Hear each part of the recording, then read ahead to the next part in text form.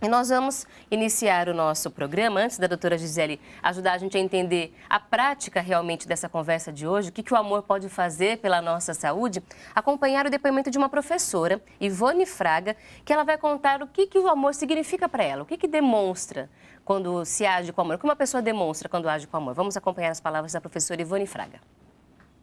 O amor para mim é algo importantíssimo, é um relacionamento incondicional. É um exemplo de amor de mãe e filho, por exemplo, por mais que às vezes eles não retribuam, o amor não acaba, mas amor é o que a gente espera é quando eles vão bem na escola, quando tiram as notas que a gente quer, ou retribuir com um sorriso, algo que a gente faz em casa, um almoço. Então o amor é isso para mim. Interessante, doutora, que a gente já começa a perceber que o amor tem características específicas que fazem com que ele tenha esse poder de transformação. Por exemplo, a professora Ivone falou sobre o fato do amor não acabar, mesmo quando não é correspondido. Só um verdadeiro amor consegue agir dessa forma. Porque tem gente que fala assim, eu amo enquanto me ama. Sim. Quando parou de me amar, já não interessa mais. Não é amor, a gente tem que entender que sentimento a gente está falando então, não é, doutora? Exatamente, Camila. O que é o amor que todo mundo fala? Todos poderiam falar, quer dizer, qualquer um poderia dar uma entrevista, porque, na verdade, é um sentimento dos seres humanos em geral, não é? Agora, como é que a ciência, então, entende o amor? Então, o amor, ele é concreto do ponto de vista químico, não é? Então, o amor, assim, é esse sentimento de prazer, de alegria, quer dizer, que com certeza um poeta, um artista falaria até melhor do que eu. Muito melhor. Muito melhor. Mas o amor, na verdade, ele tem uma correspondência química, física. Então, o cérebro foi estudado, né, tem sido cada vez mais, porque os avanços da tecnologia, então, a gente consegue colocar uma pessoa numa máquina lá de ressonância magnética funcional, onde aparece, né, quais são as áreas que estão em funcionamento no cérebro durante várias tarefas ou durante vários sentimentos, né? Então, no sentimento amoroso, né, algumas regiões específicas entram mais em funcionamento. Então, o amor químico é porque, na verdade, a gente até usa, né? Nossa, tem uma química entre nós quando é um amor romântico, né? E é fato mesmo. Então, o corpo produz, o cérebro produz uma substância, enfim, ela é conhecida como dopamina. A dopamina, ela não está presente só nos sentimentos amorosos, mas ela está presente durante o prazer. Então, o amor é um sentimento de prazer, quer dizer, de aproximação também. Então, existem outras, né? Outras químicas envolvidas, mas é bonito porque o amor junta o cérebro, né? E a mente, ou a alma, o coração, como a gente fala. Então, ele permite essa união entre mente e corpo. Vamos usar essa imagem, doutora, para a senhora levantar comigo, por favor. Tá bem. Para explicar fisicamente qual é a área do cérebro que é estimulada quando o amor ele está circulando, digamos assim? Perfeito. Esse daqui é uma imagem do nosso cérebro lateral, não é? Onde tem a parte da frente, que é responsável mais pelos nossos pensamentos, pelas nossas abstrações. É uma parte mais sofisticada, né? Essa parte de trás, oposta, é a parte das imagens, chama occipital, não importa, não é? Aqui seria a parte da nossa memória, estou simplificando, não é? Sim. Aqui parte motora. A parte pela produção amorosa, pelo sentimento amoroso, ela é mais interna. Tem até um outro que apareceu antes aqui, uma outra imagem que eles põem daqui a pouco, que a gente vai conseguir mostrar melhor, tá? Então, ela é mais interna. Ela é uma parte do cérebro mais primitiva, essa daqui. Então, nós temos o cérebro reptiliano, né, que ele é formado primeiro no útero, né? Aliás, o cérebro todo no útero, mas e aqui tem as emoções mais básicas, né, de medo, fome. Conforme vai subindo, vão vindo as emoções, os sentimentos mais sofisticados, né, então do amor. Só que o amor, ele envolve tudo, isso que é o bonito do amor, né? Então, o sistema límbico sistema das emoções. Então, ele registra os impulsos e produz emoção. Então, se eu vejo uma cena bonita, eu sinto alegria. Se eu vejo uma coisa assustadora, eu sinto medo. Então, são aqui reações químicas. E aqui é toda a representação. Ou seja, por que aquela pessoa, aquela situação se torna especial? Aí é a nossa simbolização. A construção que o cérebro vai fazendo das reações químicas e físicas. Então, por isso que o amor, do ponto de vista, né, neurocientífico, ele engloba o cérebro todo. Ele dispara as funções de todas as áreas do cérebro, meio até instintivo, né? Está no mesmo lugar da fome, do medo.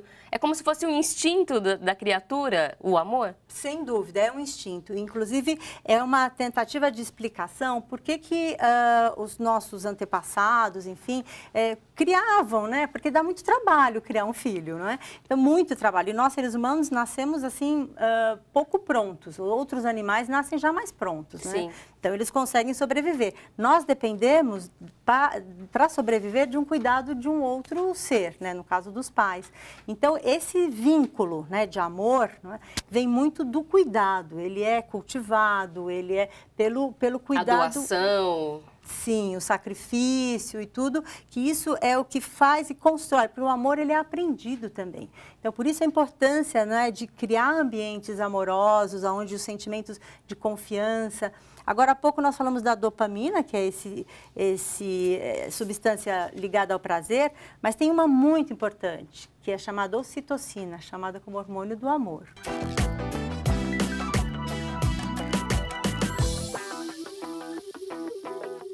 Como hoje os equipamentos já conseguem reconhecer o cérebro que funciona sob influência do amor, e a gente vai falar agora sobre saúde mental. Inclusive porque esse é um tema que tem ganhado muito destaque. A saúde mental nos últimos anos tem se apresentado como um tema de saúde pública, pelas diversas doenças que aparecem, por percebermos que sofre muito preconceito, as pessoas têm vergonha de admitir que têm desafios de saúde mental. E a gente vai falar sobre uma alternativa muito possível, que a gente pode colocar em prática não só depois do problema, mas com a prevenção ainda, que é o amor. Como é que o amor interfere na saúde mental de uma pessoa desde o início da sua vida? Sim. Quando o nenê nasce, não é? Quer dizer, ele espelha, né, nos olhos da mãe, assim, o fato de ter sido aceito. Então, pensando numa situação ideal, não é? E com isso, ele começa a desenvolver mentalmente mesmo, no cérebro, essa região da autoestima, da sensação de prazer de ser cuidado, prazer de estar com outras pessoas. Então, esse seria o embrião, né, o começo da relação saudável, da saúde mental. Uma pessoa, quando perde o que a gente chama de saúde mental, ela perde a capacidade de amar, né? Então, ela não consegue sentir esse sentimento, né? Sentir o sentimento, mas é isso mesmo, o sentimento de amor, de prazer, de vínculo, né? De afeto por outros seres, vamos dizer assim, né? E às vezes até por si mesma, né, doutora? Exatamente, por si mesma. E o cérebro, ele é, assim, um órgão, né, bastante sensível. Então, se você não usa, ele costuma atrofiar, vamos chamar assim, né? Estou usando palavras mais leigas, mas enfim. Então, se a pessoa deixa de sentir prazer no contato com outras pessoas, no afeto, ele vai parando de produzir aquelas substâncias, não é? Da dopamina, da ocitocina, que é um outro hormônio.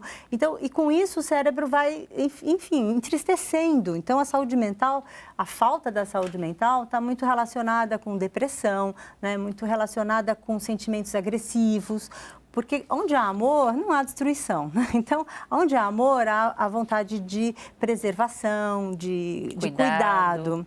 Então, quando a pessoa ela não sente isso, quer dizer, há uma revolta, os sentimentos agressivos, destrutivos ficam mais soltos.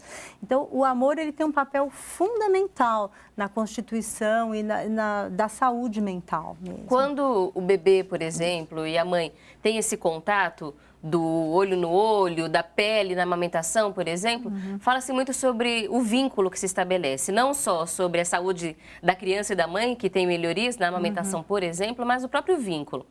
Quando acontece esse estímulo, aí os hormônios, a dopamina, a ocitocina, são produzidos a partir desse contato, dessa convivência? Exatamente, quer dizer, é nesse vínculo, não é? Quer dizer, nessa interação que esses hormônios são liberados, não é? E aí o sentimento de prazer fica associado a esses momentos de contato, a esses momentos de troca, não é? Então, com isso, o que acontece quando eu tenho um prazer? Eu tenho vontade de repetir, seja na alimentação, seja numa conversa. Então, o prazer faz com que nós queiramos repetir aquele ato, aquele contato.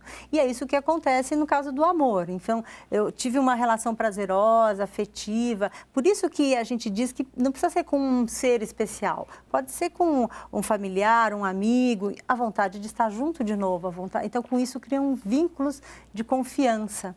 E que vão, ao longo da vida, tomando outras proporções. Na infância, no bebezinho, por exemplo, a mãe tem muito essa figura, mas também o pai, que pode sim ter esse mesmo vínculo, apesar de não amamentar, mas há outras formas também de estabelecer esse vínculo, mas vai mudando essa relação. Depois começa a ter o amigo, que também tem que ter essa aceitação.